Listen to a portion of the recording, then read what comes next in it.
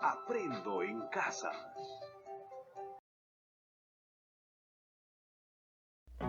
Bienvenidos a todos los estudiantes de Educación Básica Alternativa. Soy la profesora Laura y les voy a acompañar en esta sesión. Hoy día vamos a trabajar la sesión número 36 del ciclo inicial primer grado, la cual lleva por título Reconocemos los derechos de las niñas y niños a tener una educación de calidad. Estamos trabajando las áreas integradas de desarrollo personal y ciudadano y matemática. Estamos en nuestra semana 37. Vamos a recordar y vamos a reflexionar sobre la sesión anterior. ¿Qué aprendimos en la sesión anterior? ¿Por qué es importante conocer el derecho de los niños y niñas a tener una identidad? ¿En qué situaciones de tu vida cotidiana utilizas la sustracción usando la mitad de números naturales? ¿Por qué es importante conocer el derecho de los niños y niñas a tener una educación? ¿En qué situaciones de tu vida cotidiana utilizas la adición usando el kilogramo como unidad de medida? Vamos a comenzar con el área de desarrollo personal y ciudadano. ¿Estás listo y lista? Empezamos. Vamos a comenzar leyendo el siguiente título. Recomendaciones para proteger el derecho a la educación en el contexto del COVID-19. Como sabemos, estamos viviendo una situación muy crítica, ya que estamos padeciendo de esta enfermedad llamada COVID-19. Ahora, ¿cómo se estará dando la educación en estos tiempos? Vamos a ver para ello que el colectivo interinstitucional por los derechos de la niñez y adolescencia, impulsado por la Mesa de Concentración para la Lucha contra la Pobreza, acaba de publicar un documento denominado Recomendaciones para la protección del derecho a la educación de los niños y niñas y adolescentes en el contexto del COVID-19. El documento señala que debido a las restricciones en la interacción y movilización y a la suspensión de las clases presenciales, las cuales han sido sustituidas por la educación a distancia a través de Internet, radio y televisión. Ahora vamos a hablar de las limitaciones que se está presentando en esta forma de educación, que vendría a ser la educación a distancia.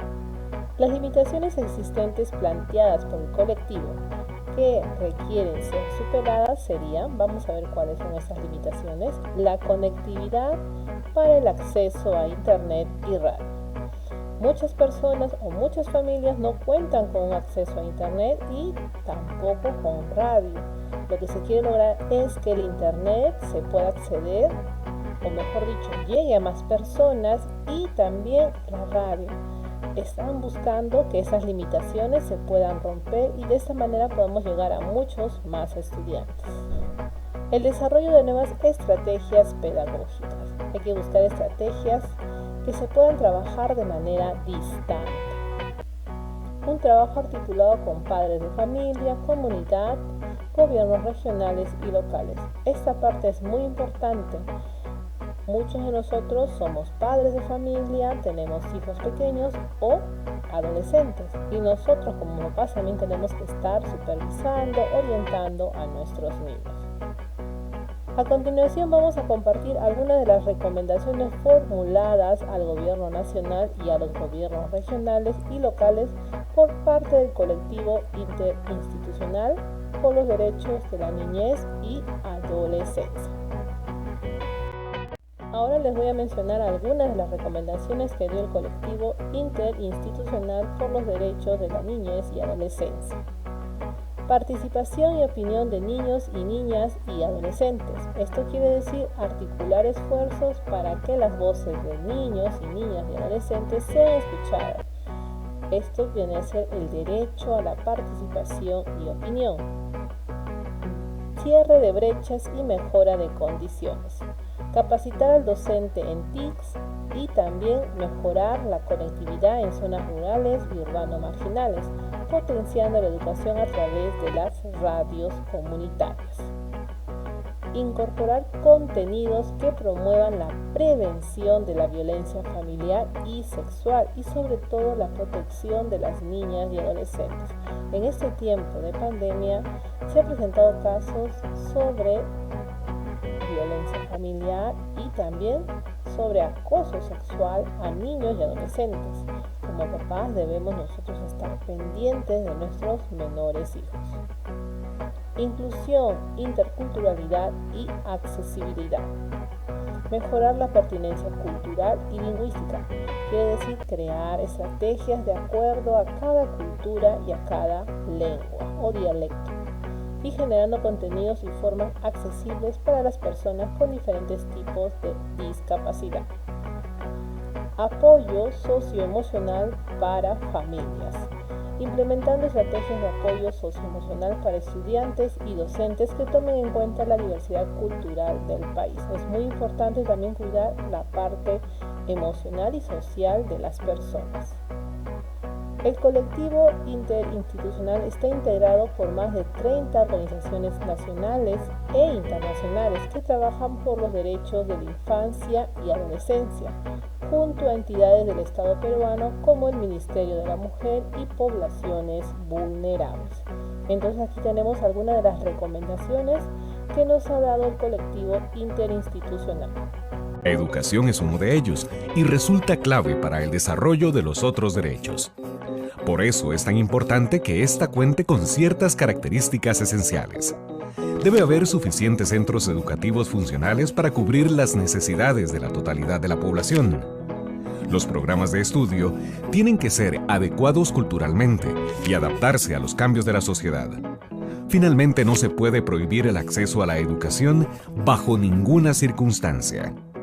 Lamentablemente, aunque la educación está considerada un derecho de todas las personas, esto no es una realidad.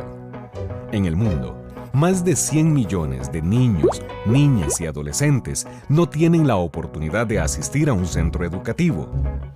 1 de cada 4 de ellos vive en una zona de guerra. Por cada 5 personas menores de edad de familias ricas que terminan la escuela, solo 1 que vive en pobreza puede hacerlo. En América Latina y el Caribe hay 2.5 millones de niños y niñas sin escolarizar. Además, al menos 33 millones de personas no cuentan con las competencias educativas básicas. 55% de ellas son mujeres. Existen una serie de barreras que impiden que todas las personas puedan disfrutar de su derecho a la educación. Una de ellas es la discriminación, exclusión o preferencia por etnia, condición económica, sexo, religión, edad, orientación sexual, discapacidad o nacionalidad. Otras se presentan debido a las condiciones sociales, políticas o económicas que atraviesan los países. Y finalmente, pueden darse problemas de acceso, distancia o infraestructura que limitan la asistencia a los centros educativos. Eliminar estas barreras debe ser una prioridad para todos los países. Por esta razón, los estados tienen la obligación de respetar, proteger y garantizar el derecho a la educación. Respetar significa no tomar medidas que estorben o impidan el disfrute de este derecho. Al proteger, se aseguran que otros no interfieran en el ejercicio del derecho a la educación. Y finalmente, deben garantizar que el derecho cuente con los rasgos esenciales de disponibilidad, accesibilidad, aceptabilidad y adaptabilidad. ¿Qué les pareció el video sobre el derecho a la educación? Muy cierto, no todos los niños acceden a la educación. Por eso es muy importante reconocer este derecho que es muy valioso. Además, este derecho viene acompañado de los demás derechos. Ahora sí, vamos a desarrollar el siguiente reto. Dibuja algunas acciones que observes sobre el cumplimiento de los derechos de los niños y niñas a tener una educación. Vamos a recordar que estamos trabajando en la sesión número 36 del ciclo inicial primer grado, la cual lleva por título Reconocemos los derechos de niñas y niños a tener una educación de calidad. Ahora vamos a trabajar el área de matemáticas, pero antes voy a hacerte esta pregunta. ¿Crees que en el cumplimiento de los derechos de los niños y niñas a tener una educación se presentan situaciones problemáticas de adición usando el kilogramo como unidad de medida? Vamos a comenzar con medidas de masa. El gramo es la unidad principal que se utiliza para medir la masa de cualquier objeto. Hay muchas más unidades de medidas de masa, pero las más utilizadas en nuestra vida cotidiana son gramo, kilogramo. Vamos a ver un ejemplo. Un pollo tiene una masa de 2 kilogramos aproximadamente.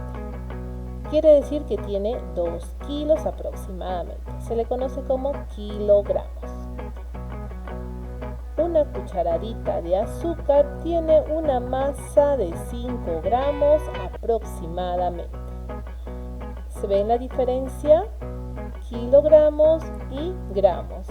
Kilogramos es una medida mucho mayor y gramos es una medida más pequeña.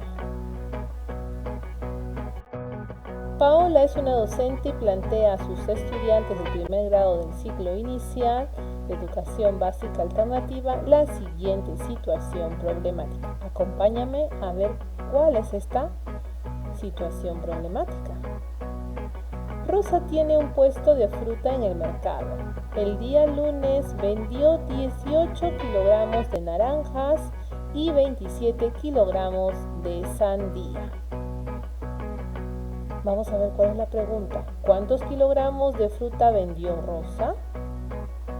Para ello vamos a trabajar los 4 pasos. Paso 1. Entender el problema. ¿Qué nos pide hallar? El problema nos pide hallar cuántos kilogramos de fruta vendió Rosa. Quiere decir cuántos kilos de fruta vendió Rosa en total. ¿Qué información tenemos del problema? Que el día lunes Rosa vendió 18 kilogramos de naranja y 27 kilogramos de sandía.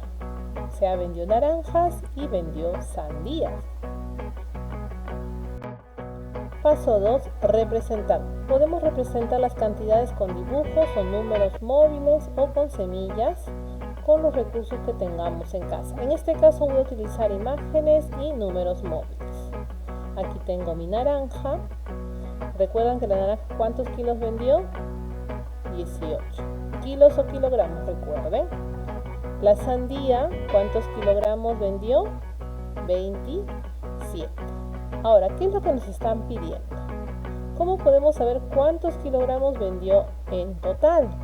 Para ello, juntamos las cantidades de 18 más 27. ¿Hay alguna operación que permita resolver esta situación? La operación que va a permitir desarrollar esta situación es la adición. Vamos a ver el paso 3, que es plantear operaciones. La operación matemática que utilizaremos para resolver será la adición. Vamos a calcular el resultado de sumar 18 más 27. Para ello utilizaré mi tablero de valor posicional, en la cual ubico los datos que se me brinda del problema. ¿Qué voy a hacer? Voy a hacer una suma. Ahora, me ubico en la columna de unidades y digo 8 más 7, ¿cuánto es? Muy bien, 15. Llevo una en la columna de decenas. Ahora me ubico en la columna de decenas y digo 1 más 2 más lo que llevaba, ¿cuánto sería? Muy bien, es 4. El resultado de la suma es 45. Rosa vendió 45 kilogramos de frutas. Entonces ya tenemos la respuesta. Paso 4, verificar. Aquí vamos a verificar el resultado de la adición o suma de esta sesión con el desarrollo de tu resultado. Es igual, si realizaste correctamente la operación de la adición tendrás la misma respuesta, pero si no, te invito a que nuevamente lo realices para que puedas ver cómo se desarrollaba este problema. Hemos llegado a la parte final de nuestra sesión. La clase estuvo muy interesante y hemos aprendido un poco más acerca del derecho a la educación. Ahora sí, vamos a reflexionar y responder a estas preguntas. ¿Qué aprendimos hoy? ¿Cómo lo hemos aprendido? ¿Para qué nos servirá lo aprendido? Quiero que te respondas a esta pregunta y reflexiones. Ahora sí, hemos llegado a la parte final de nuestra clase y nos encontramos en otra nueva clase de la educación básica alternativa.